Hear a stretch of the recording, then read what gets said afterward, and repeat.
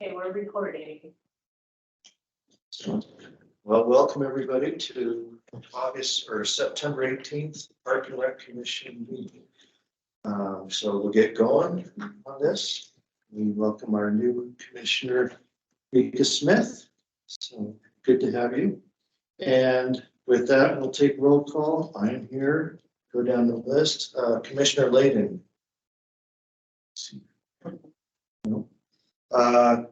Commissioner Kerr. Is here. And Commissioner Martin. Here. Commissioner Rowden. Commissioner Smith. And Commissioner Stackhouse. Here. And do we have council member Harris on board today? Okay, well, and we'll get on to the next. So you weren't here, Commissioner Smith, yet, so but we'll go on and approve the August 21st, 2023 minutes. Does anyone have anything they'd like to change or bring up? If not, someone to recommend approval of those minutes. I'll make a motion. Motion from Commissioner Stackhouse. Do we have a second? Sure, thank you. So all in favor of approving the last month's minutes, say aye. Aye. All those opposed? So those are approved. Thank you. Okay, on the public comment. So I don't know if there's anyone here, but this portion of the meeting is for items that are not on the agenda. The commission cannot act on these items presented during public participation in the agenda. The commission is prohibited by the open meeting law from discussing or considering the item until the item is officially placed on the agenda. Please limit comments to 5 minutes. Do we have anyone from the public that wishes to make comment at this point? Let's see if there's something not on the regular agenda. No? Okay. Then no. All right, Chen. We're fine, so. Okay, with that, move along quick. So we'll move into our item number 5, pollinator program update by Amy. All right, what is happening, everybody? Good that displayed. So pollinator spaces, which are within park grounds. So I believe this was asked to be an agenda item last month. And here we go. So I'm going to give a brief update, and this would be why a member of the public is here today. This image, just for anyone's purpose, that's at the pollinator garden that's in Heritage Square. The raised planter bed, and that is the signage a handful of years ago, probably 4 years ago, that pros in beautification arts and sciences put together on the onset of this. So to give an update, so 4 years ago, pros and sustainability offices brought forward what's called the Mayor's Monarch Pledge. And previous Mayor Daggett signed it, and then currently Mayor Daggett signed the proclamation, the pledge itself on February, so about 6 months ago, and this is the 4th year of the pledge. Yeah, you can enjoy the image there too. I was wondering if anyone would see what's in the background. Park staff do continue to, so we obtain seeds. We talked quite a bit with the Arboretum staff and other Master Gardeners courses and other community members. We obtain the seeds, we do germinate them in the winter indoors. We do have some grow lights inside our park shop, some shelving on it, where we're able to start this process inside. And then we're able to migrate it outside. Then all plants are transferred to the greenhouse, which is located in Thorpe Park, just south of the sustainability offices. We're the planting in the summer, where then park staff, they do manage this location daily. That's a picture of our floated greenhouse. Then plants are, sorry, this is taking a second to catch up. What's on my screen, what's there? Then So I wanted to talk about some of the newer pollinator spaces in 2023. So we, again, 4 years ago, brought this program forward. Locations then were Heritage Square. There's a pollinator space outside City Hall. We did the greenhouse, and there's a pollinator space in front of Hal Jensen Recreation Center over the last 4 years that's developed. There was one we tried to do in Bushmaster Park, didn't survive very well, unfortunately was trampled quite a bit, so we haven't brought that one back just yet. This is one of our newer ones, it's out in front of the park shop, which looks really cool. That was a bunch of juniper bushes and honestly like a litter and debris area, especially when the winds pick up. So that one looks amazing as a new space that we identified this past year. And sorry, it'll take a second to catch up. So there, and then or 2 summers ago, we did, I believe, the pollinator space in front of Hal Jensen Recreation Center. This year, in addition, which could be considered more of a pollinating space, but is a community garden that's out in front with plots for the public. It was a relocation from the Isabel Gardens down the street for future affordable housing. So right now, it's a temporary relocation of this, but who knows if something like this stays. There, I believe, are 19 plots out front, 3 of which recreation staff are able to use as a part of this partnership on that. And as this slowly gets there, we've also had some pretty large growth at Citizen Cemetery. That was another initial location. That was, if any commissioners were around 4 years ago, that was also the location that we did our discovery on what types of plants will work with that were drought tolerant with low water usage. We used the cemetery as kind of our proving grounds. And if you've been out there lately, it's huge what's going on at the cemetery. It's unreal. It's borders almost both sides of the entrance to the caretaker's house. So that space continues to grow. Collaborations that I think are valuable to mention are sustainability offices. They currently are even having a mural painted on the side of the city building that is about pollination.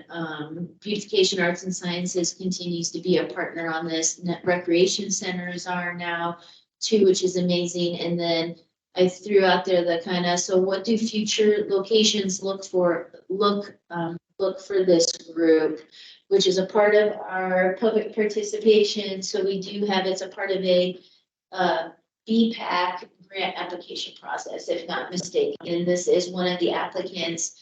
And you can go ahead if you want to talk about what your application entails and how it ties into the pollinator piece to this. Okay. I'm totally unprepared for this, but hey everybody, my name is Jay. This is okay. You're fine. Yeah, you're fine. Do your thing. You're welcome to come on up here.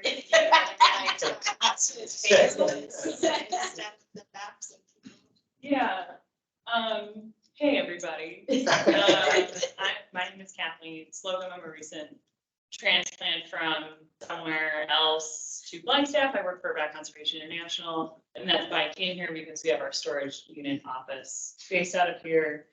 I'm part of the sub-training team. We regularly reclaim abandoned mine lands, and several of my coworkers in the organization I have submitted an application to Beautification Parks and BPAC. It's not up there to help you out, sorry. Sorry, BPAC to help beautify part of Bushmaster Park. We want to plant a community orchard, and that's it. We want to plant a community orchard, and we have been talking with the city folks. I'm not sure who I've been helping with the writing process, but my colleagues Montana and Alexia, I think, have been talking with Yes. you. Okay, cool. Yes. Sweet. So we have assessed the irrigation situation there. We've selected drought tolerant, climate appropriate fruit bearing trees such as elderberries, mulberries, apples, plums, apricots, and that's been done mostly by Montana, who's not here because she's doing her master's up in Logan, Utah, in horticulture and wetland restoration and stuff. So she's kind of the brains behind all of the things, and she's been farming since she was a young First, you should see the backyard that they have over on Havasu High that she just like ripped up and now it's a store again. It's like up here and stuff. Anyway, I guess I'm here to answer any questions y'all might have or speak more about us or. So it's a potential future location, which is why this ended that way, as far as presentation is concerned. Which part of Bushmaster? So it's a southeast corner. There's Okay. like a plot with some playground equipment that's kind of bare. Yeah. Uh, Or like the workout area? It's near near the outdoor fitness space. yeah. You can't happen to pull up our I can't. application, like we have a good little Yeah. map here. Cool. I can. Our maps weren't working earlier today, so I may just go good old fashioned Google.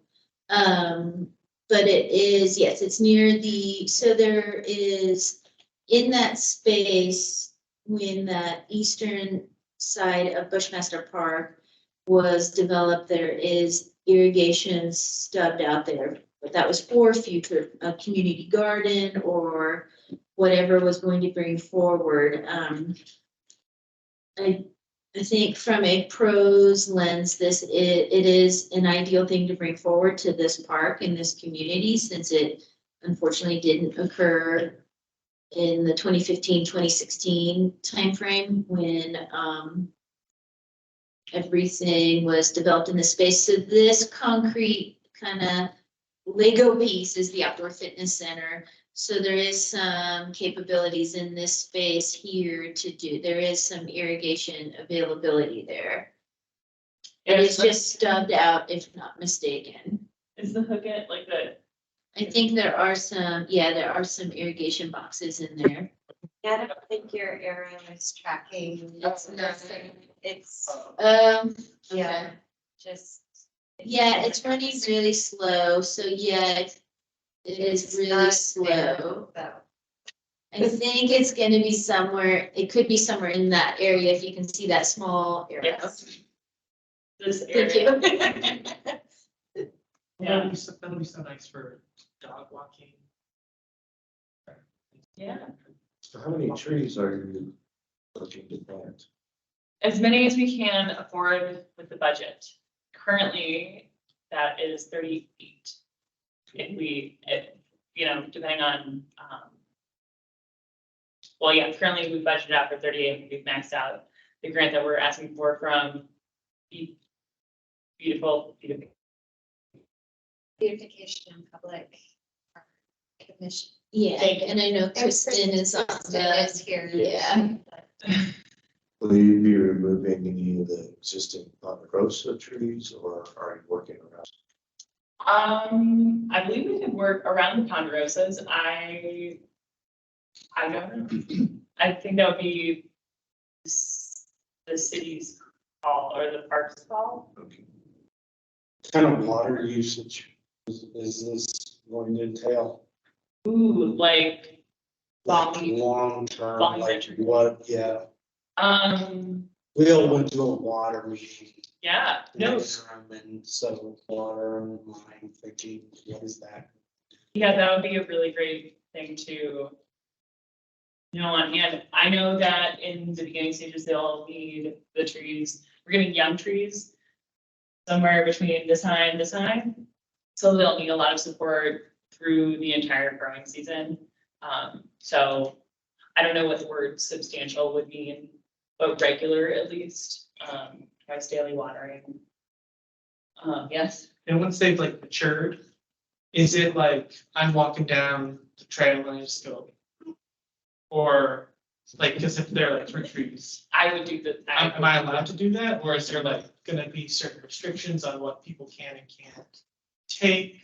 Like, what does that entail? I don't think there would be restrictions.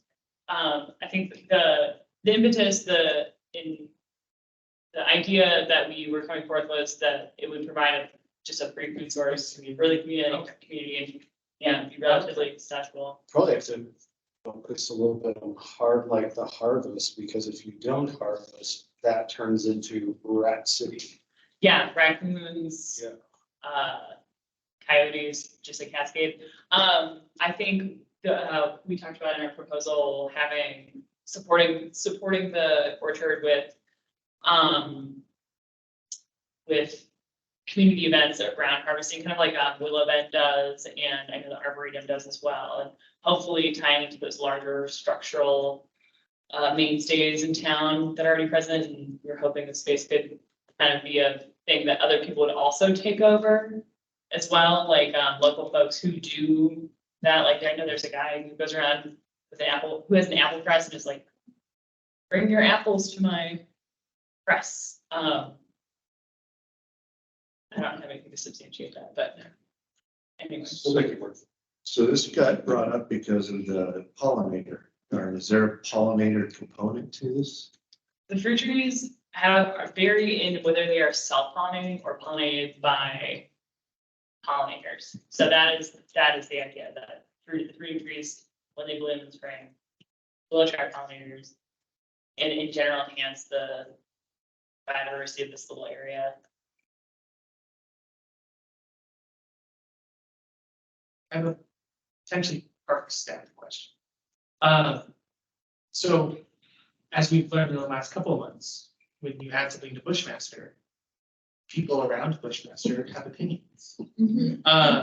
Is this something that would require opinions by those around Bushmaster or no? And I don't know if that was well heard throughout that other amenity process, but something of this magnitude does not trigger that need.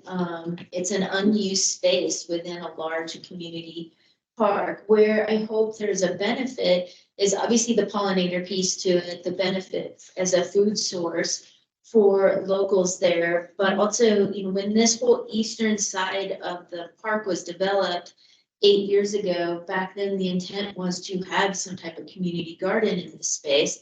That's why the Ramada is called the Garden Ramada. So I'm hoping this brings that together, but no, there's nothing that would trigger that. City staff would need to go out to the neighborhood to see if they would want this in this park. Because that park is for the entire community, not just for the neighborhood. Yeah, fruit trees don't make that noise. I'm curious about the ground. Yeah. You can read about it another day.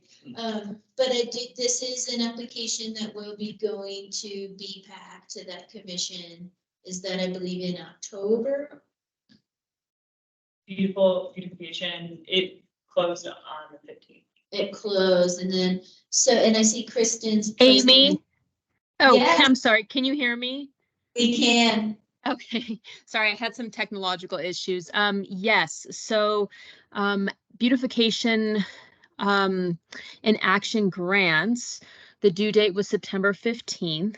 And then the Beautification and Public Art Commission, BPAC, they will be doing an initial review of grants in October, the second Monday in October. But we will continue to work with grant applicants between now and that initial review in October.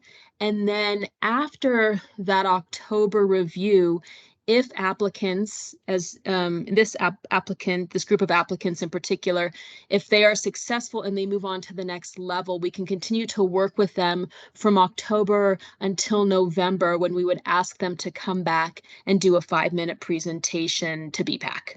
And then a decision would be made shortly after that presentation, whether or not the project is feasible and can move forward ultimately and be funded. We also are applying for the neighborhood sustainability grant, I think, in addition to help also pay for like the skilled labor that we're going to use. We're eating that cost of, it's not much, but it's, like somebody to drive the mini excavator, dig the hole, research and stuff. Plus like expanding the trees.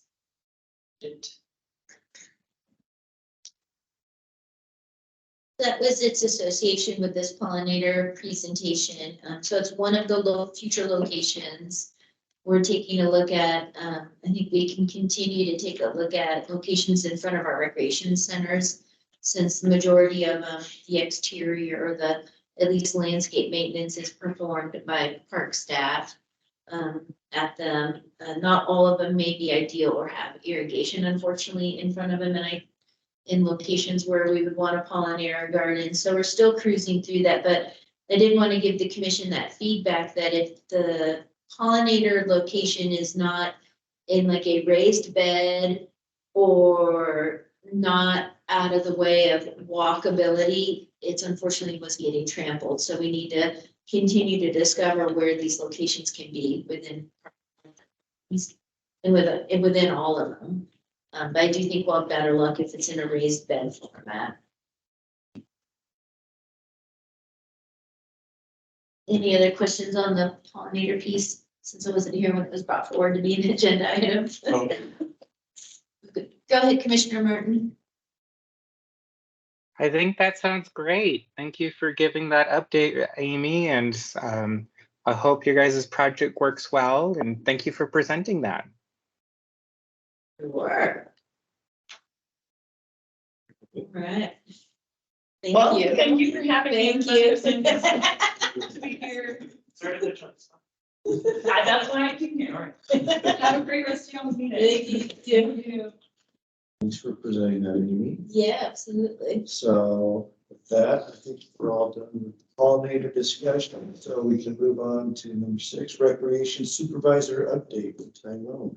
Right, so this was also asked to be put on the agenda as an item and to hear from some of our recreation supervisors. And so I went right to the top and got our illustrious Mr. Matt Ball. He's been with the city coming up on 30 years. He's worked in therapeutic recreation. He's ran Cottondale Recreation Center. He's currently the supervisor over at Joe C. Montoya Community and Senior Center. And so I'm gonna go ahead and let Matt take it away and tell you a little bit about what he's up to in this program.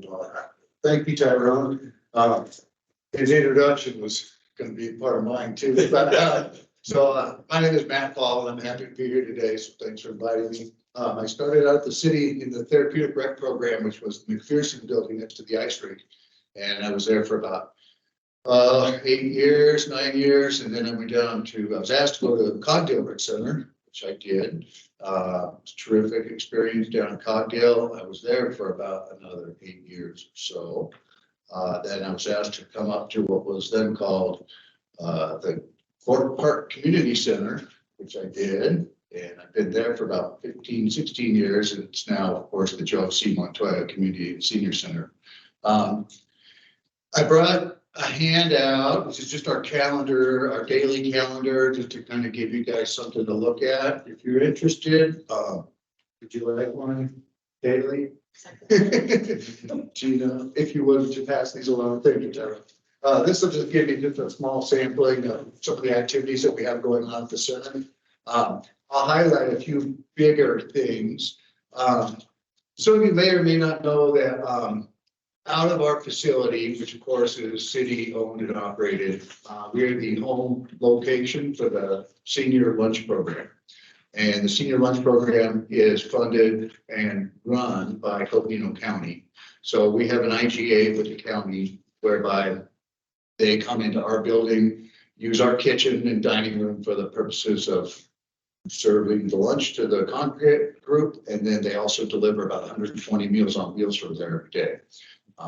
So a lot of action going on in our kitchen. Some recent things that we've done to the building in terms of maintenance / improvements, that kind of thing. We put some carpet in about 2 years ago, which is wearing very nicely. It's holding up well. We just had some ceiling repairs done. We had a roof leak a while back, which was addressed, but then there was some staining and some subsequent damage. So we had all that taken care of. We're replacing some big doors in the facility right now, waiting for those to arrive. On the kitchen side of things, we're having a new dishwasher installed, which the county is paying for through ARPA money. And also a new grease trap is being installed, also with ARPA money. So they're going to cover all that for us. So that's nice. One of the improvements we have on the near horizon, is to do some acoustic paneling in our big dining room. It's just a plain room with plain flooring, and it's loud and noise bounces all over in there, and the seniors struggle oftentimes to hear each other during meals and things like that. So we've been looking at for a couple of years different options to do in there to mitigate some of the sound. And so we're working with Custom Sight and Sound. We've got bids from them. We've got money budgeted in this current cycle. So we've got 14,000 that will be allocated to this project, and we'll be applying acoustic panels throughout that room to achieve, we're told, roughly a 30% decrease in our noise level. And so we're hopeful that that's going to be significant and impactful for our seniors. Let's see here. We also will have budgeted for this year to purchase a new piece of weight room equipment. We buy pretty much one piece of equipment every year, and this year we'll be buying likely another recumbent bike. I don't know if all of you made it to our weight room or not, but what you'd notice if you came into our weight room is a lot of recumbent equipment. The population we serve tends to enjoy machines that are less impactful on hips and knees, and so they'd rather enjoy those types of pieces. And so we'll go with another recumbent bike, I'm sure. Every day we've got a lot of action going on in that building. We've got a lot of user groups that come and go, utilizing space, individuals in the community coming in and working out. The lunch program serves about 65 seniors every day in our building, which is pretty considerable. And we've got a lot of great things to offer.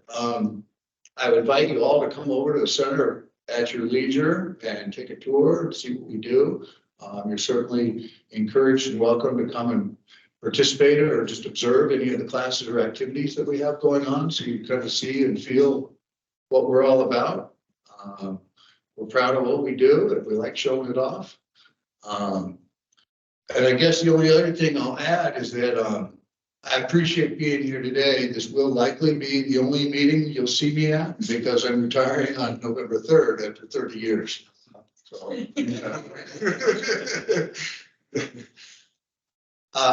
and that's kind of all I have right now. I'm certainly open and ready to field questions that you might have.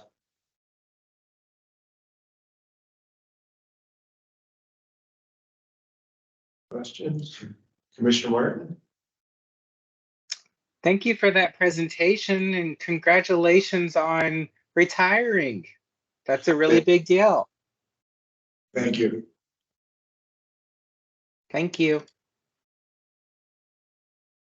Have anything? Aaron, did you want to add anything? I think Matt obviously knows extremely well, and he covered everything.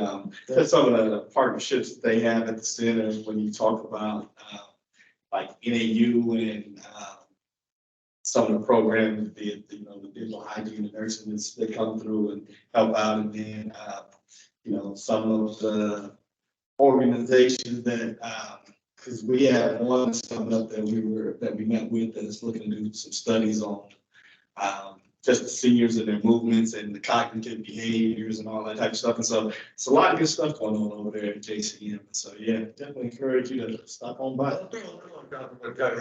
Which I get, which your question. Just real fast, how long has the relationship between you guys and Meals on Wheels been? For as long as we've had a center. Okay. So Joe Montoya was a guy in town who was instrumental in getting that center and that program basically through the county up and running. And he was instrumental in bringing a food program to the seniors. So the building was built and dedicated in, I believe, 77. And so it would have been shortly on the heels of that the food program came along too. I did want to add a little bit more. Tyrone touched upon, the relationships and partnerships that we have with organizations in town. Being the only senior center in town, people kind of prey upon us. because they know that's where the old people are. So if you want to deliver information or survey people, talk to people for services, they come to us. And so some of the partnerships that are currently alive and well with NAU, we work with almost, I don't want to say every program at NAU, but many, many programs at NAU. Currently, we're working with a technology grad program where the grad students are working one-on-one with seniors in technology. And so they enter into an agreement where they're going to do 1 hour of tutoring for a 12-week period. And it's to help seniors become more proficient and comfortable with technology, tablets, phones, emailing. Still pretty rudimentary stuff, but nonetheless, it's empowering for the seniors. If you don't know how to make an email account, it actually can be a pretty darn big deal. So that's happening right now. Our nurses rotation starts next week. And what we've developed with NAU in the nursing program is that we're actually one of the nursing program's rotations. So they'll rotate through peds, and they'll do a hospice rotation. They do our rotation. And the function of rotating through our facility, they come in on Wednesdays and Thursdays in groups of 4 or 5. And they'll spend from like about 10 o'clock to about 2 o'clock with us. And the purpose of it is to get them accustomed to working with, talking with, being around older populations, particularly because all these nurses think they're going to work in NICU and peds and have all these cool things, but actually they work with a bunch of old people, honestly, when they get jobs. So, and NAU knows that. So they want them to come and get used to it. And so we immerse them entirely. They run our bingo games for us on Wednesdays, and they help set up dining rooms, and they help troubleshoot tech problems with seniors and just whatever and anything they can do to socialize and integrate seniors. So that's a terrific program. The end, let's see, I think it's about the middle of October. I don't have the date on me. We work each year with NAU's dental hygiene clinic, and they come in and they'll set up in our lobby, and they'll do dental assessments for anybody that's interested.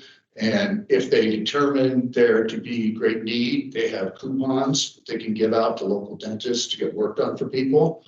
So that's a really valuable program and partnership that we have. And that's just a small sample. We work with the many different departments across NAU that want to come in and work with our population. Do you have a replacement yet? That's it. No. The big shoes deals. I gotta say, yeah. This is Commissioner Martin, this is hand up. Mr. Martin, question? Thanks for sharing about that with the nursing program. I'll actually be there in a few weeks for because I'm in the nursing program. So I'm looking forward to that. So thank you, and thanks for letting us come. I can't wait to meet you in person. We'll have you call it bingo. Fun. I love bingo. Let's play.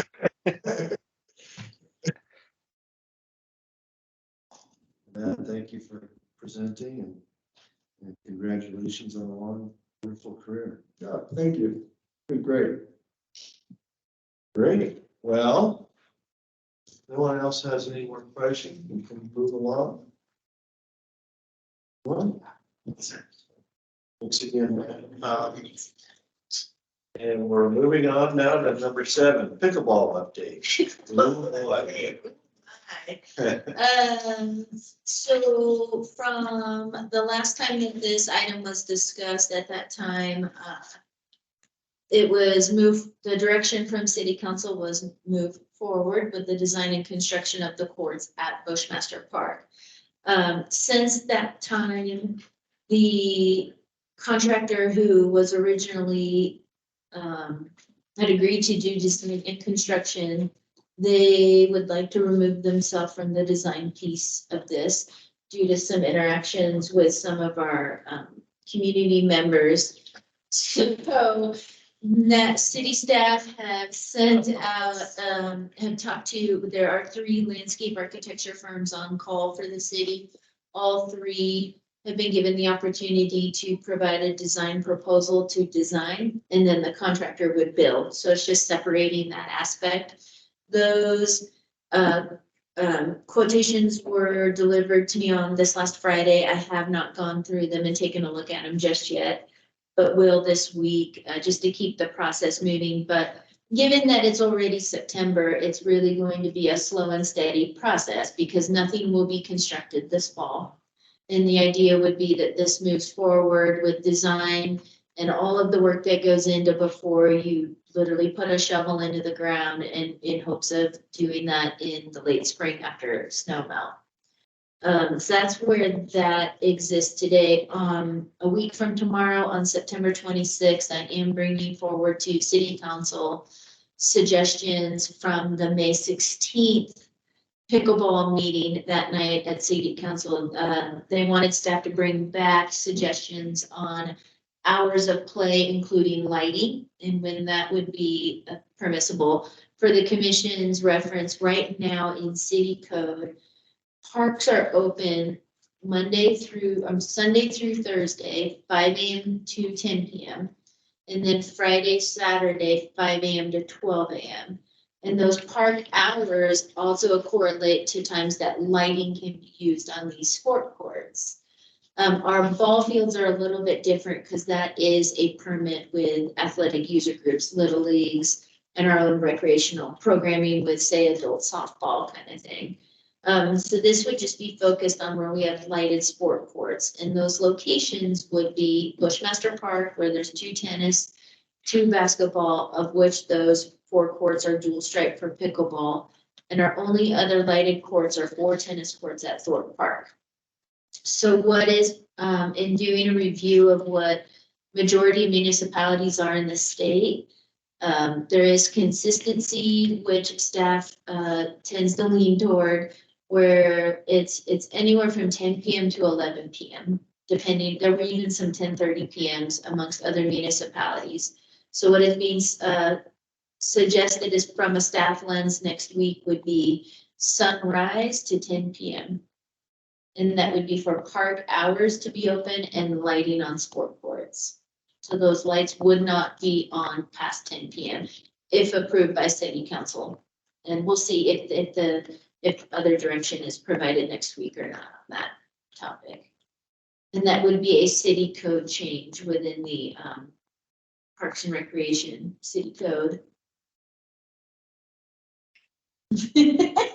So that is where pickleball is right now. So again, have designed proposals, have it scrubbed them. We'll take a look at that and keep pushing forward. Go ahead, Commissioner Martin.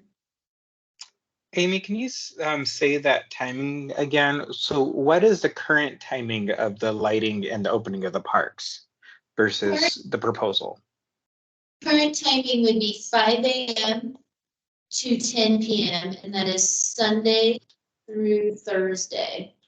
And then Friday and Saturday are 5 a.m. to 12 a.m. They're switching it sunrise to 10 p.m. That's what's proposed from staff next week to city council. Would be sunrise to 10 p.m. 7 days a week. That's for all parks. For all hours of parks for that, and then lights on these sport court locations to follow that too. Where at sunrise, I don't think we've ever seen lights on these sport courts early in the morning for play, because when it's actually warm enough, the sun's up kind of thing. That is really an item to discuss regarding those evening hours. But for consistency, the suggestion right now from staff would be to 10 p.m. Again, that is up to city council to, and it's a discussion, so it will be a discussion with them, and it is up to council's direction on where that goes. That is just staff's suggestion right now. Commissioner Martin, you had another question? I did. So that doesn't sound like it actually affects permits. It just would affect the daily running of the park. Good point, and I'm glad that you bring that up, because it would state then unless permitted otherwise. So sure, someone could have a permit, it would go through our events, marketing, and athletics group.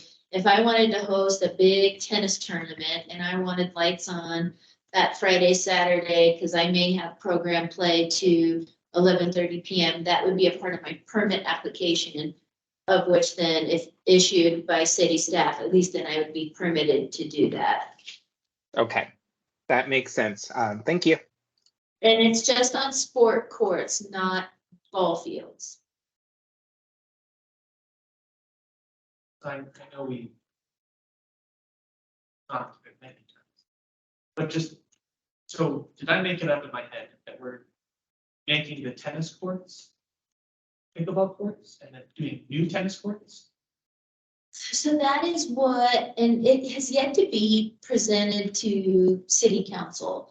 And that will, I think, come in the future, because throughout all of these different types of discussions that have been held at city council, staff has not had that opportunity, but the latest, and at least what we had these 3 landscape architecture firms bid on a design would show where the 2 current tennis courts are, we can fit 6 pickleball courts. A little bit closer than what they prefer, but it would work, kind of thing. And then directly east of that, build 2 pickleball courts. That would be the 8. Basketball remains basketball, and then directly east of basketball would be 2 properly sized tennis courts. The current tennis courts used to be basketball courts in the late 90s and are not proper sized or even proper dimension from each other. So that puts the, if you will, less noisy sports closer to residential homes in that type of a design. Has the council recommended any other action? I saw on one of the council agendas that one of the council members did a fair request for possibly doing a sound study or something like that. And I didn't know if there was anything else that they were, like community outreach that they were recommending. That's a future discussion item. Yeah, thank you for bringing that up. It is a future discussion item. Staff just don't know exactly what will be discussed. So it's not to perform just a sound study. It's an item that the city manager will get placed on the agenda. We've yet to even have a meeting with the city manager to know. I don't know when that will be on an agenda or the exact content of that discussion. But it is to discuss how does the city handle an activity like pickleball that produces noise. There currently is nothing in city code regarding noise levels for recreational play, nor is there anything in city code stating that this type of an amenity has to be XYZ feet away from residential. Sounds to me like the guy that invents the pickleball paddle, it doesn't make any noise, that doesn't affect performance. The women. I mean, like, There are better or less sound producing paddles and balls. As you said, it might impact how the game is played. I just wanted to add what Amy was saying about the upcoming council meeting. Just for clarity, there was a fair for a sound study that did not go forward. What did go forward was the city manager. And fair, for those of you, is a future agenda item request. This is how council members, if they get 2 others in support with them, then they can get an agenda item onto a council agenda.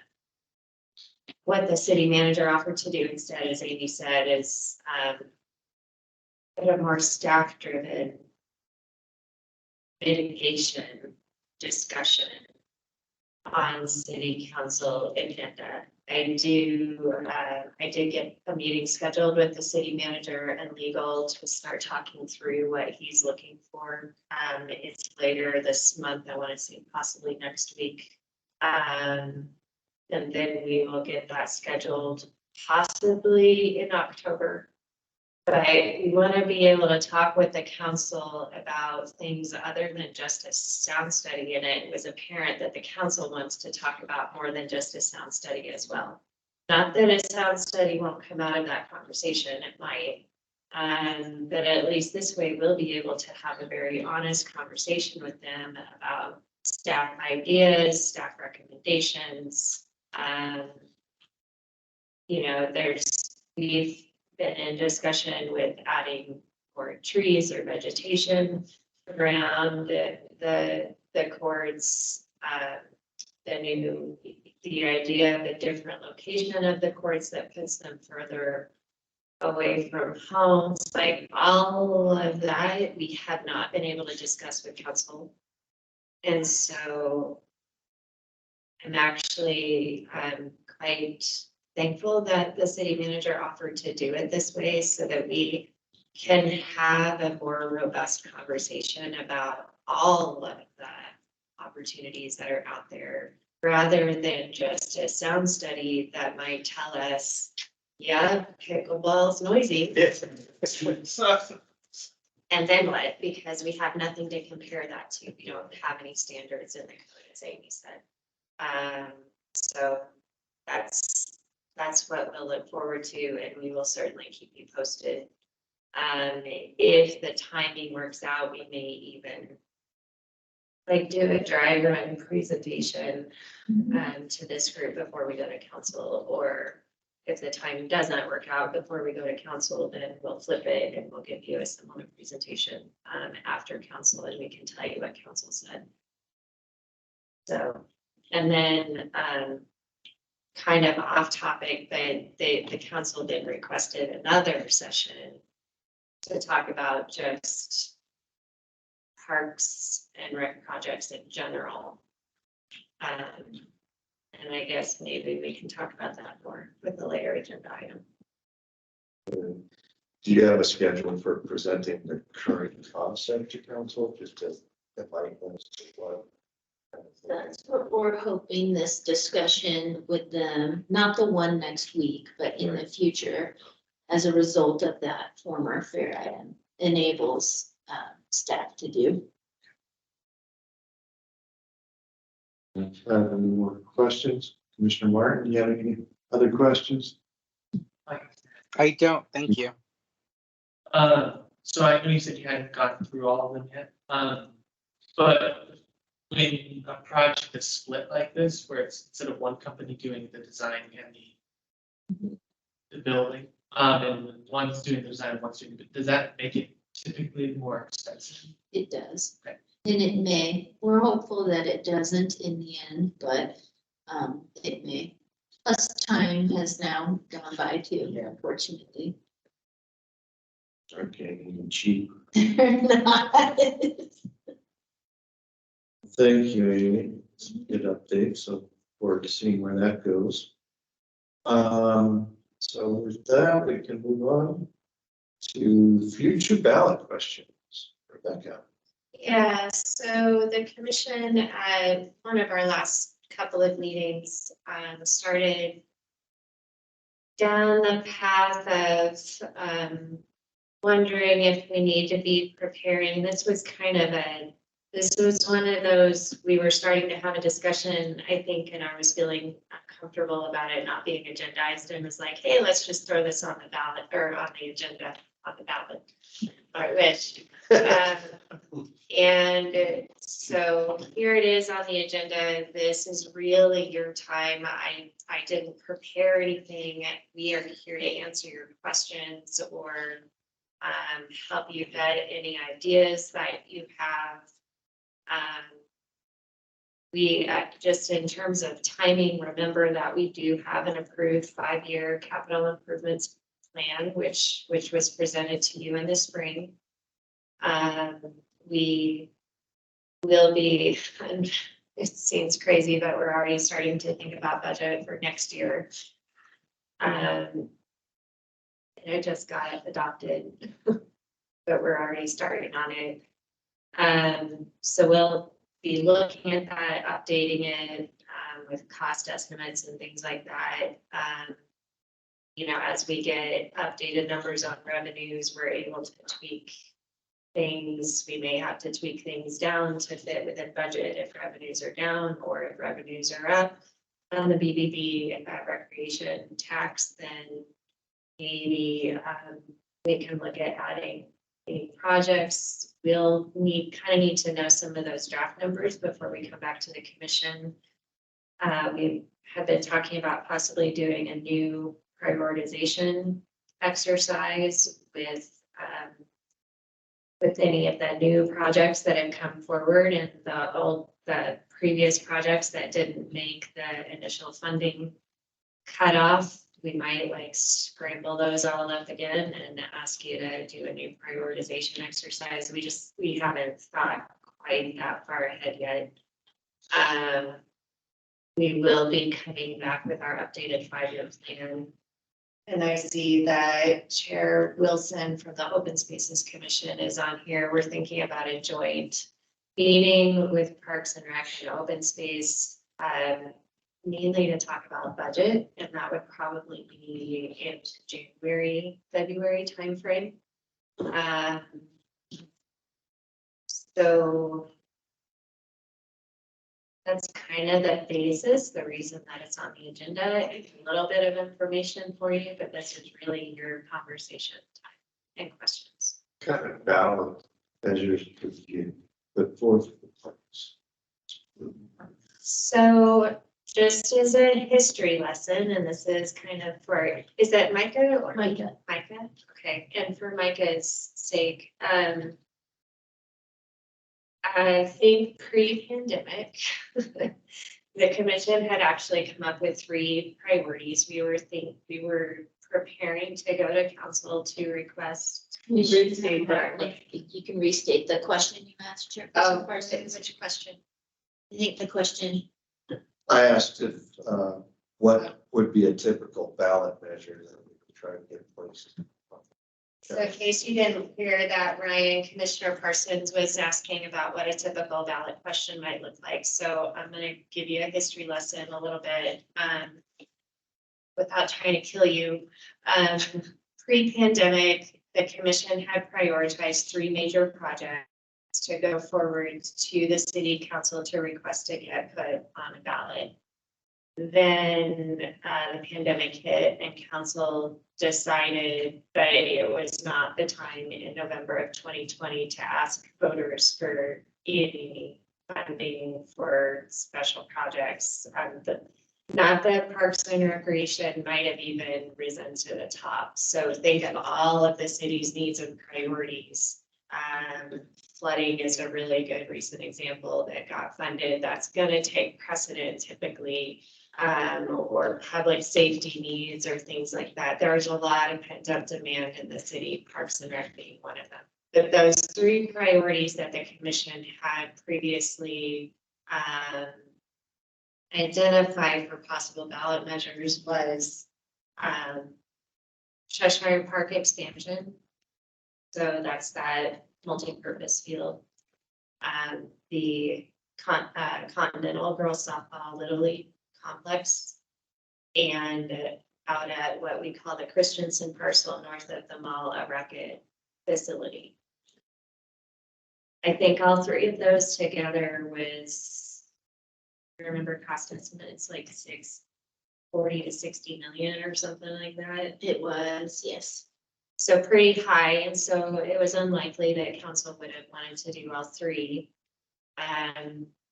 Fast forward a little bit, we started working at Parks and Rec, small group, started working with Open Space Small Group to see if we could dwindle that down and combine priorities into one potential ballot question that might be more likely to get put on a ballot by the city council. That was when we started combining the continental concept of girls softball, at least even 1 or 2 fields to get started, along with some open space needs and using that same property to do so. That was the 2020 work that we were working on. And that one was the one that did not go forward to council for even consideration because of the pandemic. Was the ballot measure just to ask for additional funding outside of the BBB? So this was before we had a BBB 5-year plan. This was before we had enough capacity within the BBB recreation fund to start putting that towards projects. It was all going towards operations or just like 200,000 or 300,000 a year that we were having to add up over time to add up to a project. So now that we have the BBB 5-year plan, what would a ballot measure look like to fund? Is that something asked from the general fund, or is that? So Commissioner Parsons is asking about, now that we have the BBB recreation fund balance and 5-year plan, what would a ballot question look like now? You may recall in the existing 5-year plan, and I can't remember what years it is, Amy, when we have the starting to phase in some continental, girls' little league fields out there. 2 years from now. I can pull up the 5-year plan That'd too. be great, thank you. Sorry, I wasn't prepared for that. But that's just getting us started, and I think it's only 5 million over 2 years. That is not gonna get us a girls softball complex. So a good ballot question would still possibly be a girls softball complex to get the whole thing done in one fell swoop and not have to piecemeal it over several years and save up money for it on a BBB rec. And how would that be posed as a question? Would it be posed as like a penny sales tax, or how would we? So we, probably not a sales tax because we already had, I mean, so ballot questions could be a sales tax increase. It could also be, and this is where I'm gonna get myself in trouble, and we're gonna need management services or finance to come in and help you understand if you'd like ballot or bond questions 101. But if voters approved a ballot initiative, it would likely be a bond, which is then repaid through, I believe, secondary property taxes. I see Austin nodding, yes, so Yep. maybe he remembers better than I do, but, and you were on that bond committee, so you probably have a good recollection of bonds 101. I mean, much as a regular person as a bond. Well, it depends on if it's a general purpose bond or if it's a special. There's two different kinds of muni bonds out there. I know that. So it depends on The general obligation bond is what the city uses.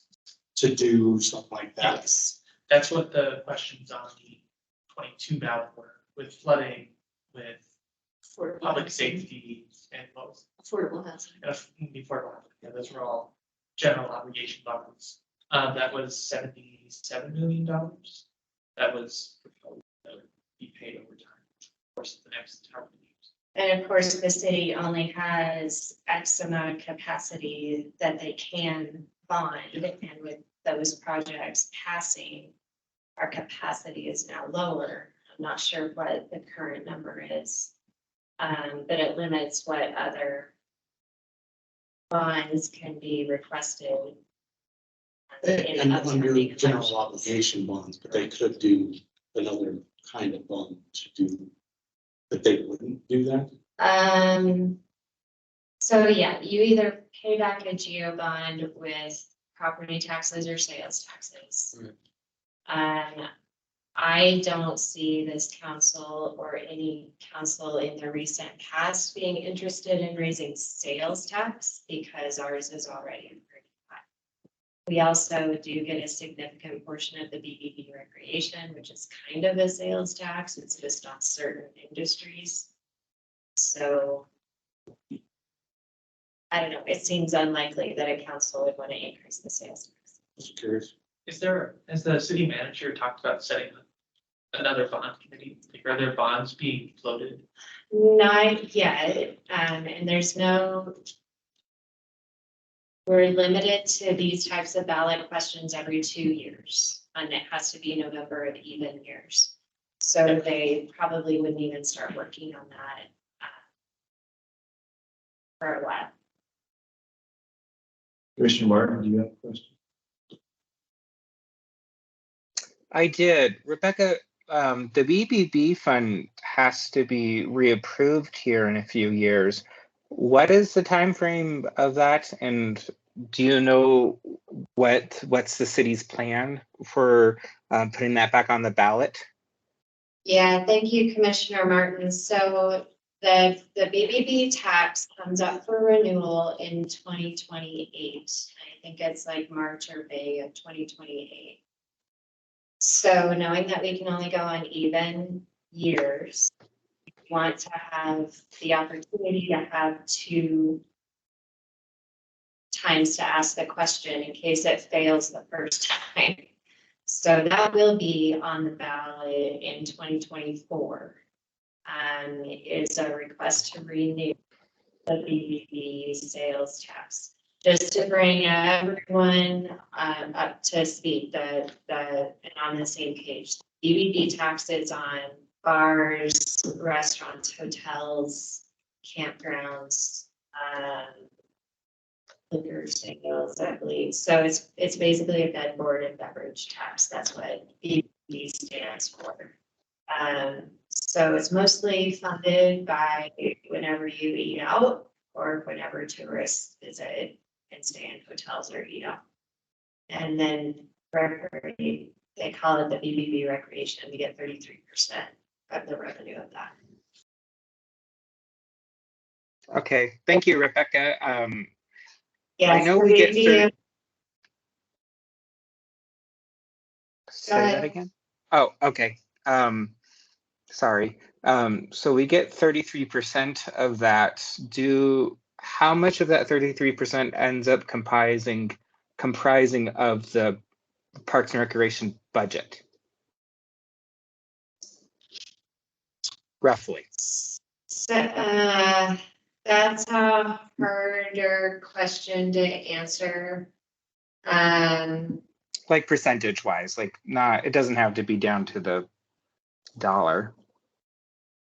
Well, so it pays for a now smaller portion of operations. And maybe if you scroll up to the top, you can see, is it towards the top? Where is it? Where does it show the transfer out for operations to Parks and Rec? So there's the transfers in, transfers out, which is what we capped. Is that what you're talking about? Yeah, so, We started to create that ongoing capacity. right, you can see that transfer out line under general fund. So that's a transfer out from BBB rec to the general fund, which then comes to Parks and Recreation operations. That's at 2.57 million. And then there's also, I'm not sure what the 360 is without the detailed view, but that's probably in the 40% range, 40 or 50% range since it's been capped. It was higher than that, if that makes sense, right? That does make sense. I was just, the reason why I ask is I find myself finding the argument to when we're trying to get this sales tax increase a continuation at the same time of a general bond obligation. At the same time, I wonder if there's much of an appetite, and if we do combine both, if that could possibly affect the chances of the BBB a continuation to go through. So I want to raise some concern with that idea. So that's why I brought it up. Thank you. Yeah, that's a great point, and I'm sure the bond committee that would be developed, if there is one for 2024, would be talking about that, and I know that council would be.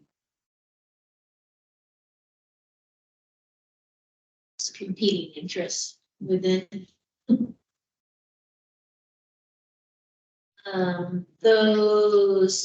So this plan, remember, was created from our prioritization exercise a little over a year ago.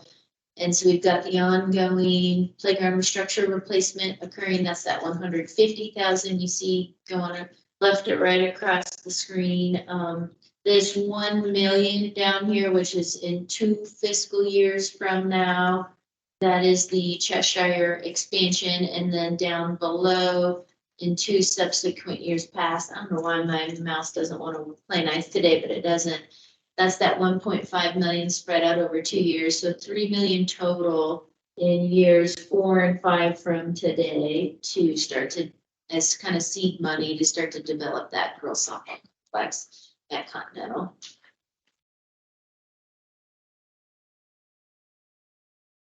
I know probably off the top of your head, you all don't know, but how much with that money, how much more would we need to create a company? The girls softball complex, we would probably need about 15 million more.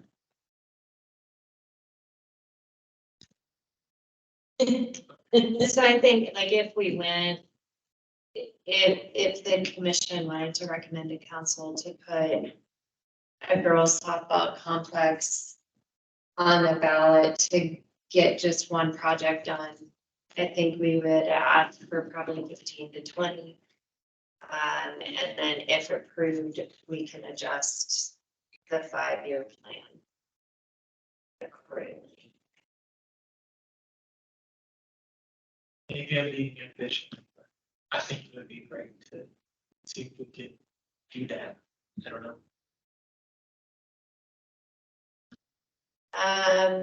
And so I guess the question I might be hearing or assuming from the commission might be, how would you as a commission go about getting a recommendation to city council for a ballot initiative for whatever year? I think 2024, as Commissioner Martin said, might not be the best option, but maybe 2026. Echo Commissioner Martin, I Yeah. totally agree with what he said. So say BBB is renewed in 24, 26, maybe we could get on a ballot. The typical process for this commission to make recommendations to city council is a couple of ways. We have opportunities where the commission can present to city council. Twice a year, I think, is an opportunity for that. Actually coming up, Open Spaces Commission will be presenting some updates to the council in October. So maybe this commission might want to present in the spring and just, it's up to the commission what they want to present. It's typically what you've been working on in any recommendations or requests to the council. So that's one opportunity. You can also write letters of recommendation, which I can take through the city manager to get it on a future agenda for discussion. Those are the main ways. The other ways when it comes to ballot initiatives, as Commissioner Kerr mentioned, there's usually a ballot committee that is put together that reviews all kinds of requests from across the city for ballot initiatives. And then they prioritize them based on the information that they receive from divisions. And then they present those recommendations to council, and council chooses what to put on the ballot from there. That's what happened in 2022. And Commissioner Kerr was your representative on that commission. So I'll stop there. Commissioner Martin, I see your hand is up.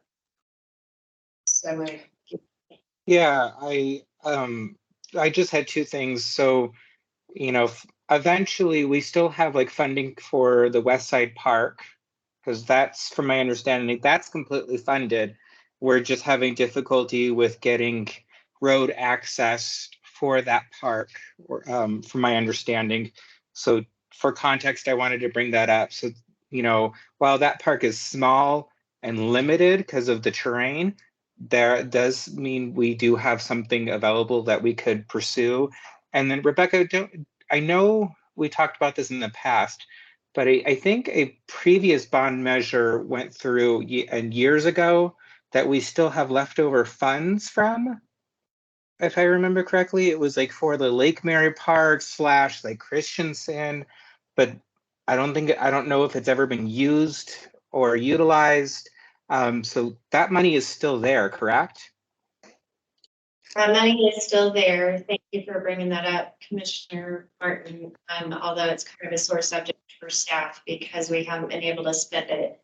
That money is specifically only for land acquisition in the areas of the three areas that were named on the ballot, which included Lake Mary, which is intended at some point to be a regional park. It requires land acquisition for the Forest Service. They only sell at highest and best use. 2.8 million is not going to go very far. So that's it's a pretty arduous process. Another one was Christensen. So we were hoping to use some of those funds if we can move forward with the Christensen Racket Complex at some point. We could use those funds for access or utility type infrastructure acquisition needs. The other location was near Mount Eldon Middle School, and it's a little plot of Forest Service land that is frankly in the middle of several houses' backyards. They kind of back up to this weird little island of Forest Service land. To me, that in other commissions, that has not seemed like a necessary or worthy thing to spend that money on because Forest Service isn't going to do anything with it. They're not going to develop it. And frankly, it just transfers maintenance responsibility to the city if we own it versus them.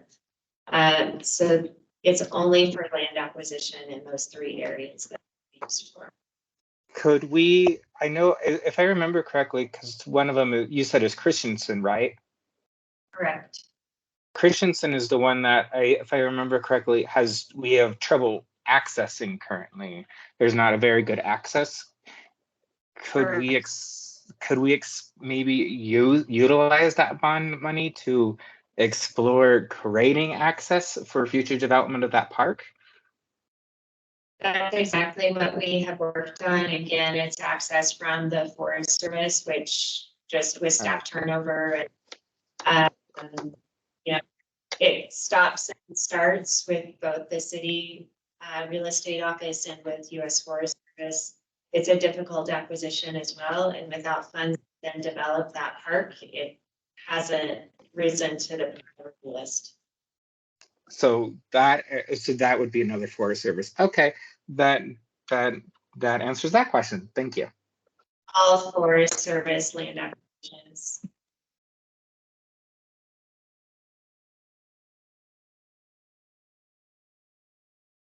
Any other questions, questions? So because the BBB in 24, it's probably not wise to do a bond in 24, but rather think about it for 26. Which would also coincide with where we're showing on our 5-year plan to start to build that seed money too for the girls softball complex. That begins in 26 through 28. I can tell you that if divisions get an opportunity to, like if council says, hey, divisions, come tell us what you need, we're absolutely going to put Parks and Rec needs in the bucket for consideration. We wouldn't avoid that because of the combination of BBB and, that's really more of a council decision at that point. Although I think we can all understand that concern.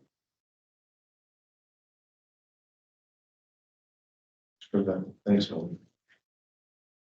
Very informative. One other thing to add, and then I see Commissioner Martin, your hand is up. So yes, we do still have $1.5 million for the West Side Park to bring that forward. It just has not been a high priority for city staff as we've been juggling these pickleball courts and other things. And so trying to figure out where, because once you hit go, then it's go time. So trying to figure out how to fit that project into and when to step on that gas, I suppose. Commissioner Martin? Thank you, Amy. I guess, a thought process we could always look to see at what the prior bond measure was, because that never went to city council. We could always look to see if we want to still use that in the future and make sure we always have that like in our back pocket in case that ever like if we ever get asked, we have something on the table versus coming up from something from scratch. You know, there's nothing wrong with being prepared in case of if they ever want to put a bond measure on, but that's kind of my thought. There's nothing wrong with coming up with something, but and having something ready. So Commissioner Martin, to respond to that, past commissions, and I think this commission continue to rank as the #1 need in the city, a girls softball complex. And so that is first and foremost our top priority at all times. Especially since it's such a high dollar amount to get the whole project done. That's what we would come forward with. Now, if the commission would like to have an updated conversation and possibly change that, we certainly can get that agendized, but I just wanted to let you know that has been and continues to be our top priority until it gets built. My opinion on that hasn't changed. I just wanted to bring it up for possible debate if there is any question on that. Thank you. Thank you. Do any other commissioners feel like that priority might have changed? I'm seeing a bunch of no's. Sort of plenty of how important that is, so Okay. we'll stick with it.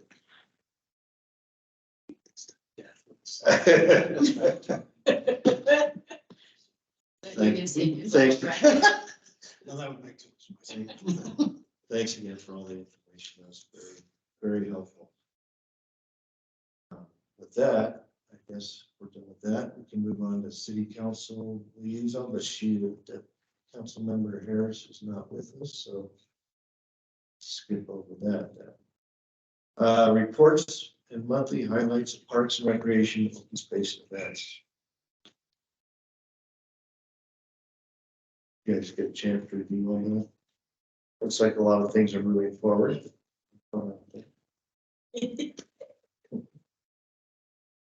Hey, could you explain where all these trails are that you're now counting? You got the trail counters on? Sure, I can, absolutely. I don't know where some of these are.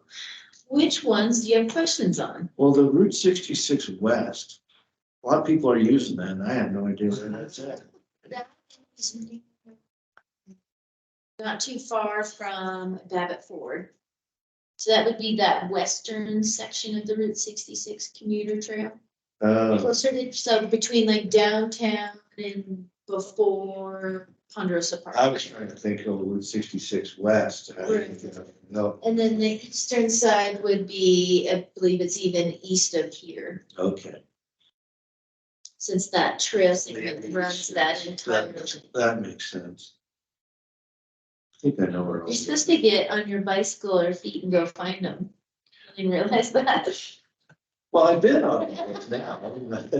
So I just didn't realize it was called that. Did you? I was telling Rebecca about the Sun Corridor stuff, Yeah.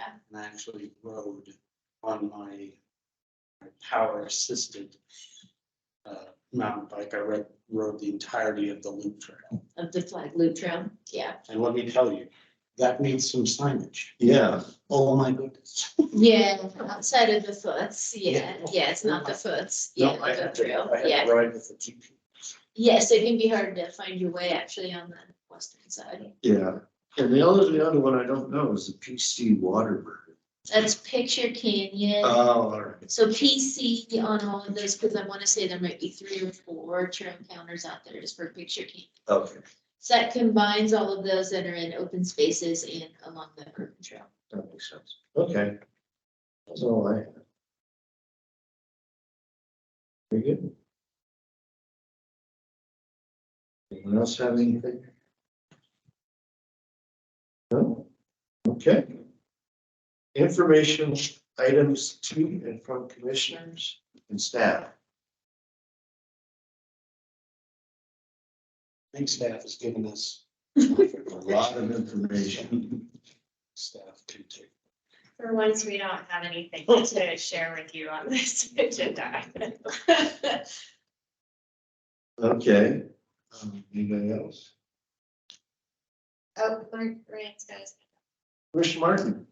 Amy, I got your email late, but how did the ribbon cutting at what is it called? For the Buffalo Park.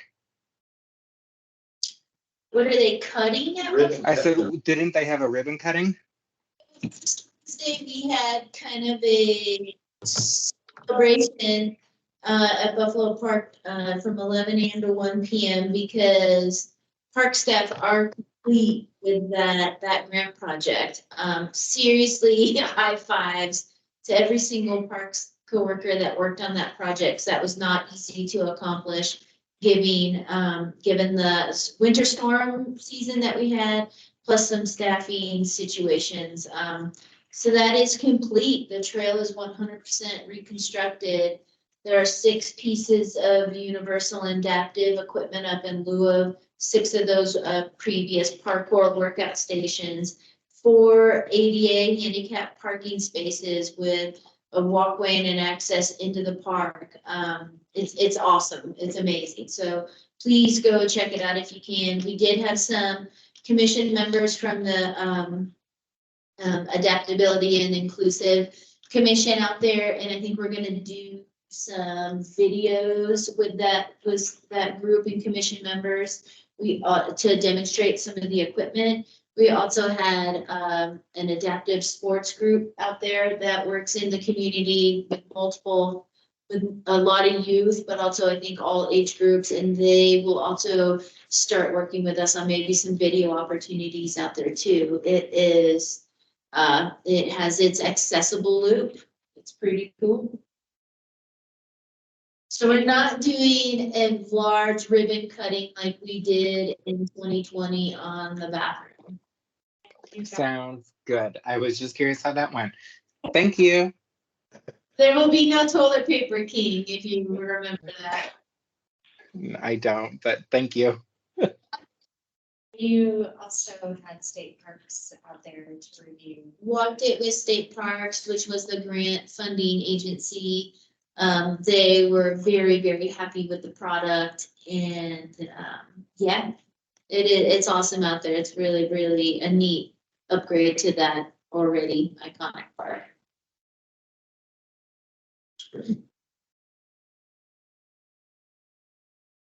Thank you. And I guess our last is agenda items for next. So I emailed you, Rebecca, and I think I CC'd you on some of the Sun Corridor stuff. We did, I don't know what our action was, but we are a part of that. I mean, we're participating. I don't think the project is very far along. No. But I mean, she gave like a 20 or 30-minute presentation last month, and most of it, so this might be an agenda item, most of it's outside of city limits, so not much for pros to do in the first place, but we're certainly supporting it. The county signed on as well. I was at, Which is appropriate since it's mostly. it goes through a lot of, that was I interesting. think where it comes through Flagstaff, they're possibly intending on using existing foot's or existing trails. There just isn't. We're supporting as we need to and as we can. I think it's a neat project. If there's ever anything that's going on about it, I would love to know about it just because I think it's. So. It is, and I think their current proposal would be using that flag loop trail, the western side of it, of which is a county maintained trail, not city. But yeah, certainly support it if it's something that can come to fruition. That'd be really cool. Commissioner Smith, since you're new, we got a presentation last month. They're proposing a trail utilizing existing roads and easements and all that goes from Douglas, Arizona, all the way to Las Vegas. It's a way to promote tourism in some of these communities where you can bike from one community to the other. Just FYI. So I don't know, any other agenda items that you can think of?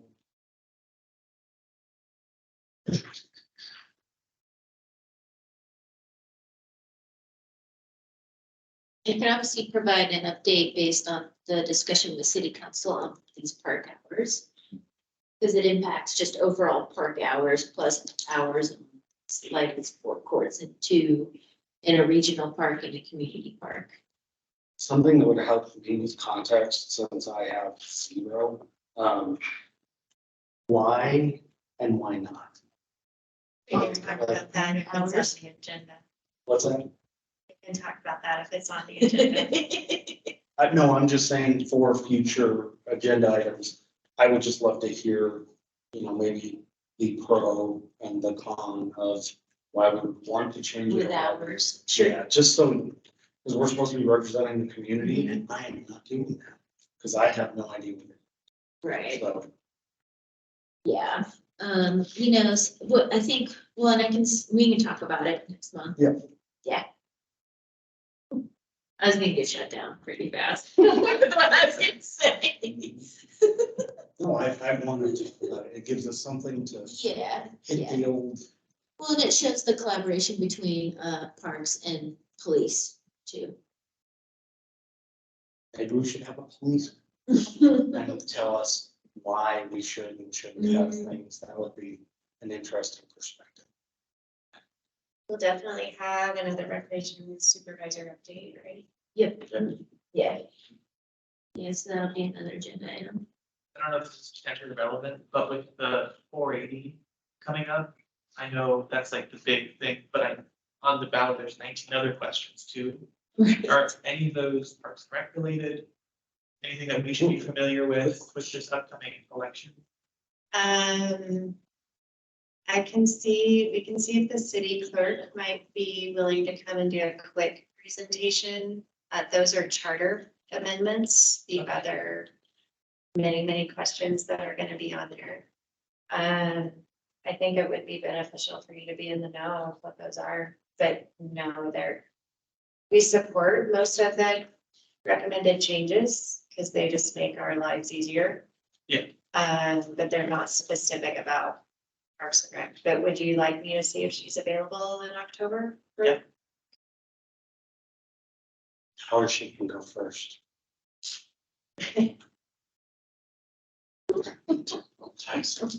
Stacy,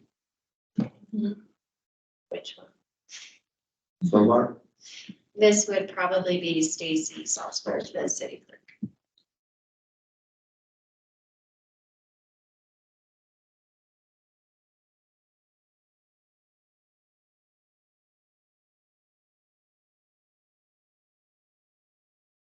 So Commissioner Martin, which comment was, that would be nice attributing to? That was the conversation before. Okay, thank you.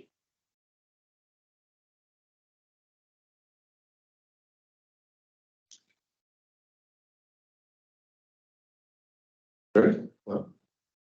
If no one has anything more, then that pretty much wraps up this meeting. So thank you, everyone, again, and with that, we'll call this meeting adjourned. Thank you, everyone. Have a great month. Commissioner Martin, do you guys, on your recording? Yeah. I don't have the first meeting. It's very exciting.